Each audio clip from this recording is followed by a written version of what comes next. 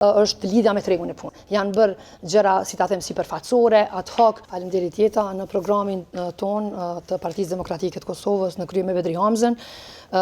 përkundër nevojave të theksuara që janë për investime kapitale, të cilat në këto 6 vitet e fundit ka qenë shtylla me më së paku para, sepse nuk ka qenë fokus investimi kapital në asnjë fushë, as në arsim, u tha edhe këtu nga kolegët e mia. Normalisht ato do të jenë fokus, por nuk dua të ndalem te ato, dua të ndalem tek një nga shtyllat e tjera që është digitalizimi si domosdoshmëri e kohës, duke parë se fëmijët sot komunikojnë, punojnë gjatë gjithë ditës me mjete digjitale, përderisa kur shkojnë në shkollë gjithçka kthehet në formatin kur unë ti kemi qenë në shkollë, domethënë një drejtimësh nuk ka, si ta them,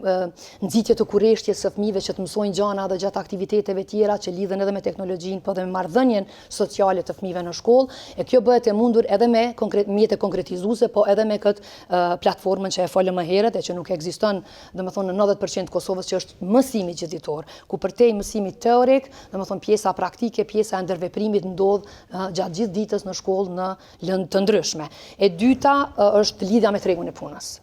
Besoj nuk dua të bëhem, si të them, të ndaj gjërat bardhë dhe zi, por mendoj që nuk është punuar në idenë e të vërtetës për ta lidhur sistemin e arsimit me tregun e punës. Janë bërë gjëra, si ta them, sipërfaqësore, ad hoc, por jo një studim i vërtet se çfarë tregu ka Kosova, çfarë kapitali njerëzor ka Kosova, se çfarë dëshirojmë ne ta kemi dhe çfarë dëshirojmë të kemi brenda Kosovës dhe çka të shërbejmë jashtë Kosovës, që është tregu për shembull sot i teknologjive informative, domethënë ku njerëzit punojnë në Kosovë, por shërbejnë për shumë kompani jashtë Kosovës. Dhe në këtë drejtim mendoj që pastaj edhe kurikulat, por edhe tregu i punës ka një hapësirë të ndërmjetme për me komuniku edhe mi bashkërendu nevojat, dhe kjo është një garancë pastaj që ti ki përgatit njerëz të cilët e kanë një farë mundësie, një farë garancie që kanë hapësirë në tregun e punës.